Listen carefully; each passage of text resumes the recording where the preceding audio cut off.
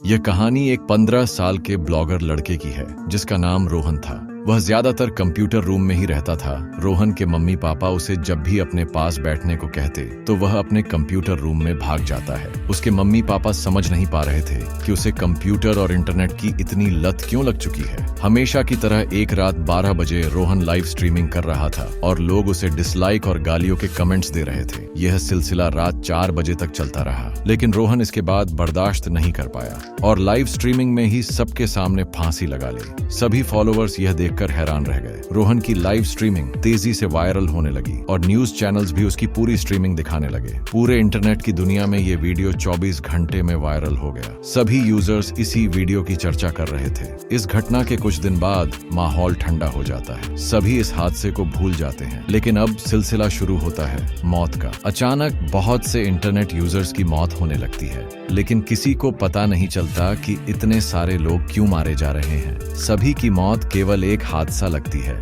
कोई करंट लगने से मरता तो कोई कुर्सी से गिरने से। सभी की मौत की अलग अलग वजह होती। मौत का खेल कई महीनों तक चलता रहा।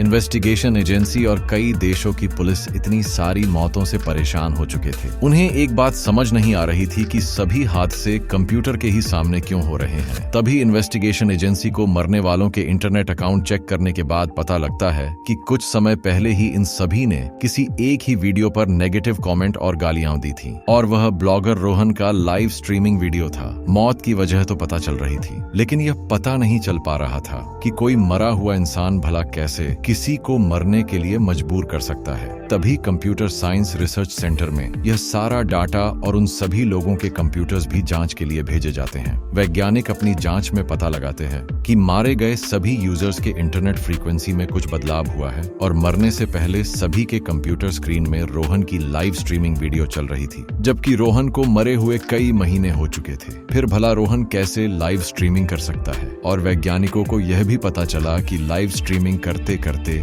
रोहन इंटरनेट यूजर्स को गुमराह करने वाला विजुअल दिखाता है। उसके बाद रोहन जो कहता है, इंटरनेट यूजर्स वही काम करते हैं और खुद आत्महत्या कर लेते हैं। सभी को यह वजह पता चलने के बाद कुछ बचे हुए यूजर्स की खोज की जाती है और उन्हें कई सालों तक कंप्यूटर से दूर रखा जाता है। कई सालों के बाद सभी रोहन को भूल जाते हैं। सभी को लगता है रोहन ने अपना बदला ले लिया और अब रोहन की आत्मा को शांति मिल जाएगी। तभी एक और यूजर अपने सर में गोली मार देता है। ये रोहन का आखिरी टारगेट था। इसके बाद कहानी खत्म हो जाती है।